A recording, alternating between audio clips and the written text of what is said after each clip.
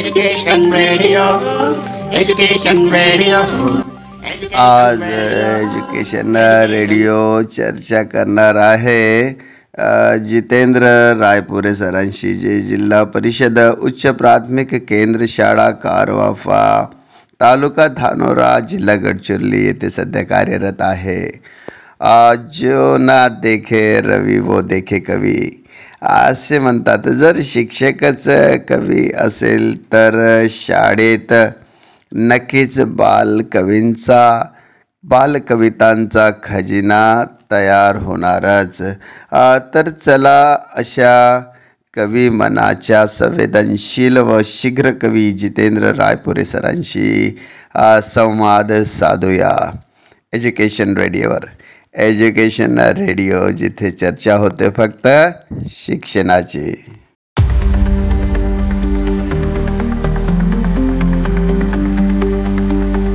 नमस्कार जितेंद्र रायपुरे सर, आपलं एज्युकेशन रेडिओमध्ये हार्दिक स्वागत आहे.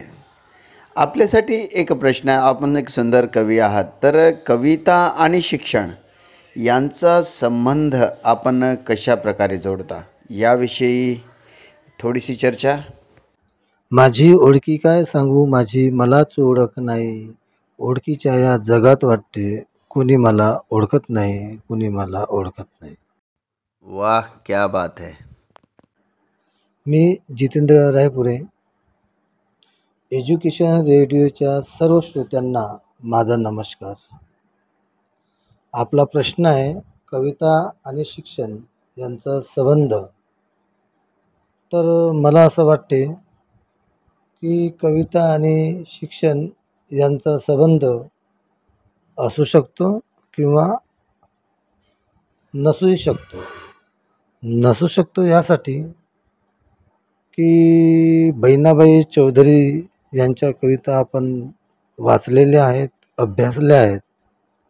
तर त्यांनी कोणत्याच शाळेत शिक्षण घेतलं नव्हतं, तरी पण त्या सुंदर अशा कविता करत होत्या. पण सध्याच्या काळात शिक्षणाला फार महत्त्व आहे आणि म्हणून मी असे म्हणेन की कविता आणि शिक्षण यांचा संबंध फार जवळचा आहे. नक्कीच सर. आता पुढील प्रश्न, जो ना देखे रवी वो देखे कवी अशा प्रकारे म्हटलं जाते. तर विद्यार्थ्यातील बालकवी शोधण्यासाठी शिक्षकामध्ये कोणती क्षमता हवी याविषयी आपल्या सर्व पालकांना, विद्यार्थ्यांना, शिक्षकांना मार्गदर्शन करावं. The more resourceful the teacher, the more learning on the part of the student. याहून मी असं म्हणेन की जो शिक्षक विद्यार्थ्यांच्या सुप्त गुणांना शोधून त्यांचा विकास करण्यासाठी संधी उपलब्ध करून देतो, तोच खरा शिक्षक. यासाठी शिक्षक खूप संवेदनशील असणे गरजेचं आहे. विद्यार्थ्यातील कविमन शोधण्यासाठी शिक्षकाला खूप मेहनत घ्यावी लागेल. शिक्षकामध्ये कल्पनाशक्ती आणि अनुभव याची जोड घालून विद्यार्थ्यावर व्यवस्थित संस्कार केले तर विद्यार्थ्यातील कविमन आपल्याला शोधता येईल. आज तुमच्या शाळेतील विद्यार्थी सुंदर सुंदर कविता रचतात, हे खूप अभिमानास्पद आहे. हे तुम्हाला कसे साध्य झाले किंवा साध्य करता आले याविषयी अवश्य आपण आपले मत सांगावे. मी जिल्हा परिषद उच्च प्राथमिक शाळा कारवाफा येथे 7 वर्षापूर्वी रुजू झालो. कार्यक्रम करत असताना बऱ्याच कार्यक्रमात मी माझ्या स्वतःच्या कविता गायन केल्या. तर काही विद्यार्थ्यांनी ते ऐकत गेले आणि तशाच प्रकारे कविता करण्याचा प्रयत्न केले. त्यामध्ये 6 वर्षापूर्वी एक विद्यार्थी थोडा यशस्वी झाला, कन्हैया मेश्राम म्हणून. आता तो खूप छान कविता आणि गझलसुद्धा लिहितो. वा, अतिशय अभिमानास्पद.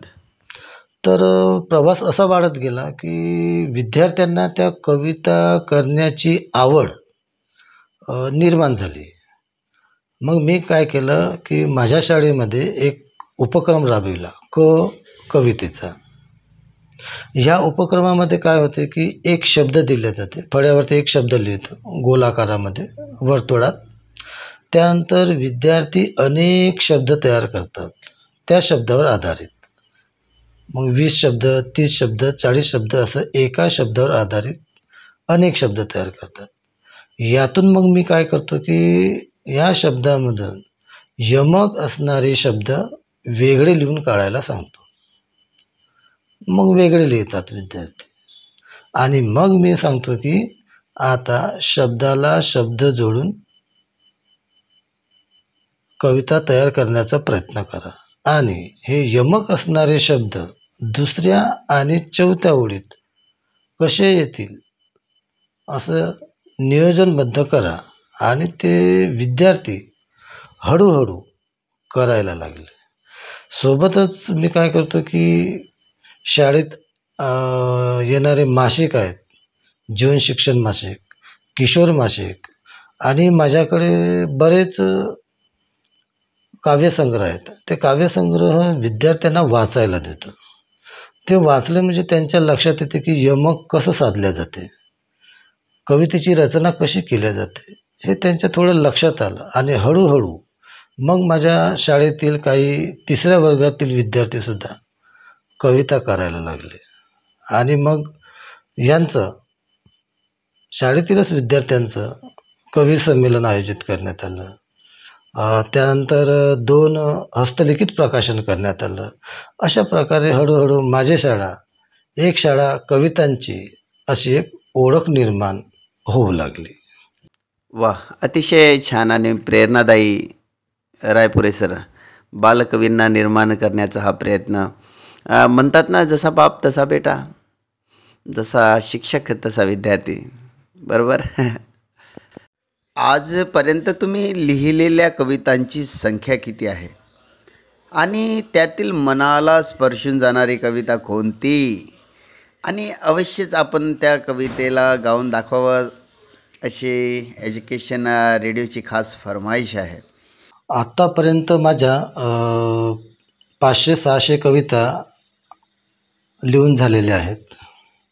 परंतु या कवितांमधून कोणती कविता चांगली हे मात्र सांगता येत नाही. जसं शिक्षकांना वर्गातील सर्व विद्यार्थी प्रिय असतात आणि त्यापैकी कोणता विद्यार्थी चांगला असं आपण क्लासिफिकेशन करू शकत नाही, तशाच प्रकारे कवीला असं वाटते की माझ्या सर्व कविता चांगल्या आहेत असंच वाटते. आपलं एज्युकेशन चॅनल असल्यामुळे मला एज्युकेशन विषयीचीच कविता गायला आवडेल. आणि पारू लागली शाळेत जायला असे हे कवितेचं शीर्षक आहे. ऐका. सकाळी उठून आंघोळ करून केसात फूल आणि पावडर लावून, सकाळी उठून आंघोळ करून केसात फूल आणि पावडर लावून, पुस्तक भरून दप्तर धरून, पुस्तक भरून दप्तर धरून लागली तयारी करायला. पहिल्या वर्गातील पारूही लागली शाळेत जायला, पहिल्या वर्गातील पारूही लागली शाळेत जायला. अरे भविष्यवेधी शिक्षणच्यान स्वीकारू लागली नवे आव्हान, भविष्यवेधी शिक्षणच्यान स्वीकारू लागली नवे आव्हान. असरण्यास पिसा अभ्यास, असरण्यास पिसा अभ्यास लागली जोमात करायला. पहिल्या वर्गातील पारूही लागली शाळेत जायला, पहिल्या वर्गातील पारूही लागली शाळेत जायला. जागतिक दर्जाची कौशल्य फार जाणून घेतली पारू आहे हुशार, जागतिक दर्जाची कौशल्य फार. जाणून घेतली पारू आहे हुशार, आव्हाने घेऊन प्रेरित होऊन, आव्हाने घेऊन प्रेरित होऊन, लागली स्वतःच शिकायला. पहिल्या वर्गातील पारूही लागली शाळेत जायला. पहिल्या वर्गातील पारूही लागली शाळेत जायला. वाह, क्या बात है. खरंच रायपुरे सर, कविता हे सुद्धा समाज शिक्षणाचं एक माध्यम बनतात.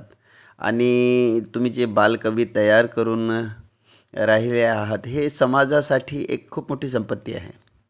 तर चला पुढील प्रश्नाकडे.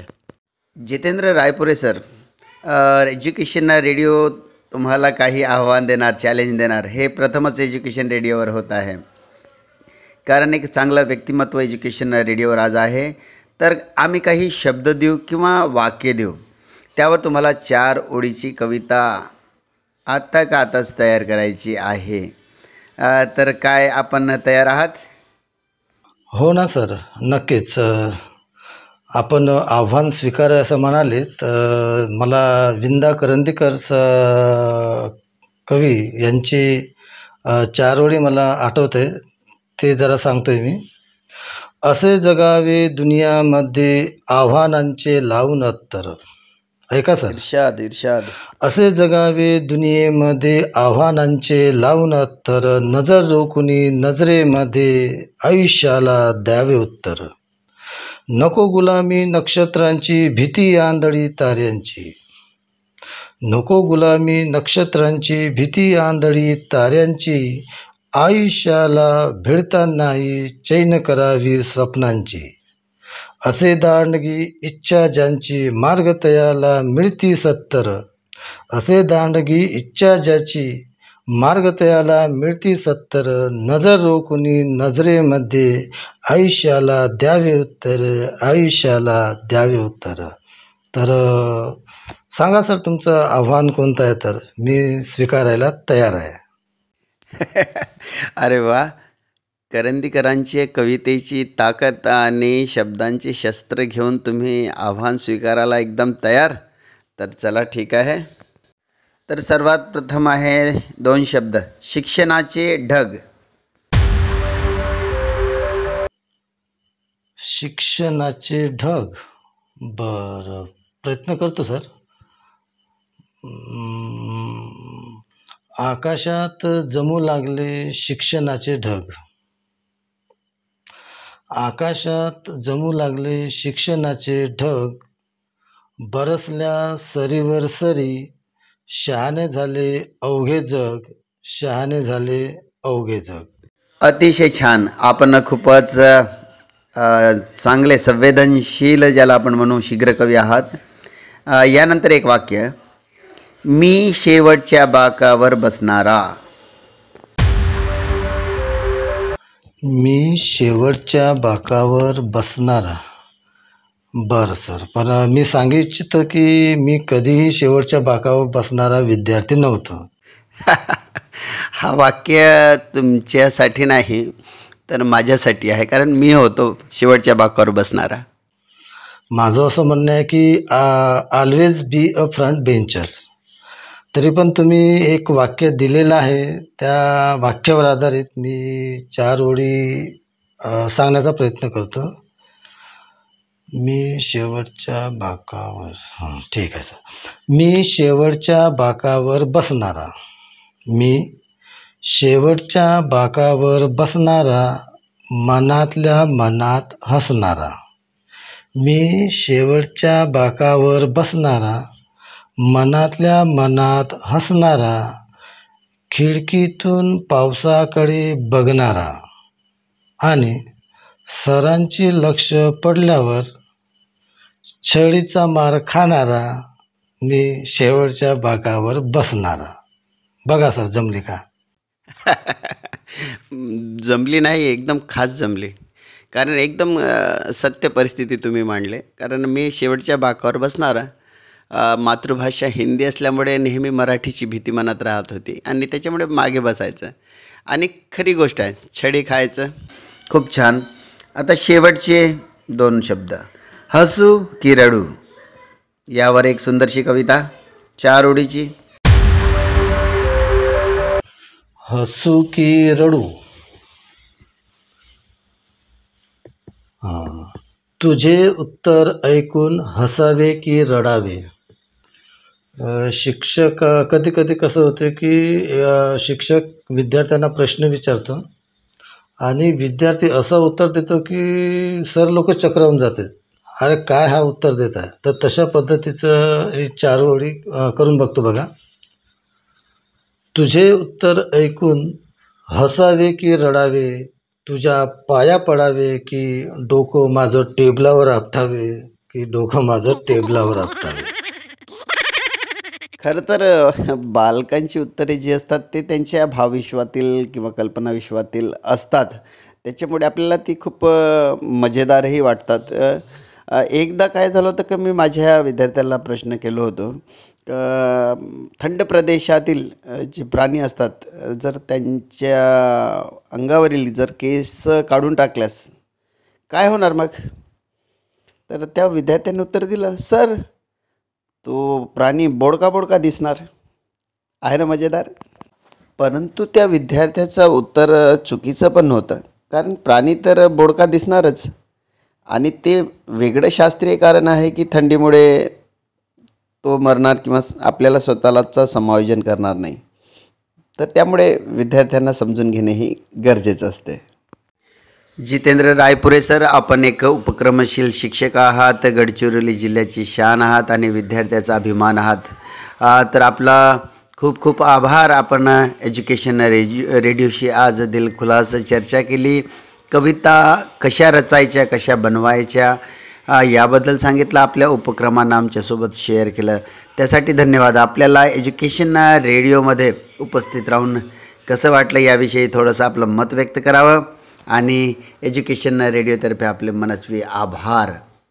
एज्युकेशन रेडिओवर मला बोलण्याची संधी मिळाली याचा मला खूप अभिमान आहे. एज्युकेशन रेडिओविषयी मी 4 लाईन बोलू इच्छितो. एज्युकेशन रेडिओवर खुर्शीद सरांचा आवाज आहे. एज्युकेशन रेडिओवर खुर्शीद सरांचा आवाज आहे. ऐकून श्रोतेगण म्हणते, वाह काय ताज आहे, वाह काय ताज आहे. मुलाखत घेऊन नव्यांची सजविले तुम्ही साज आहे. मुलाखत घेऊन नव्यांची सजविले तुम्ही साज आहे. बोलण्याची लकब न्यारी आणि वेगळाच अंदाज आहे, वेगळाच अंदाज आहे. खूप छान सर, धन्यवाद. एज्युकेशन रेडिओसाठी आपण ज्या स्वर्णीय शब्दांचा वापर केला त्यासाठी सुद्धा मनापासून आभार आणि धन्यवाद. आणि आपल्या प्रत्येक कवितांना आणि शब्दांना मानाचा मुजरा. धन्यवाद sir. Education Radio, Education Radio, Education Radio, Education Radio, Education Radio, connecting to the education world.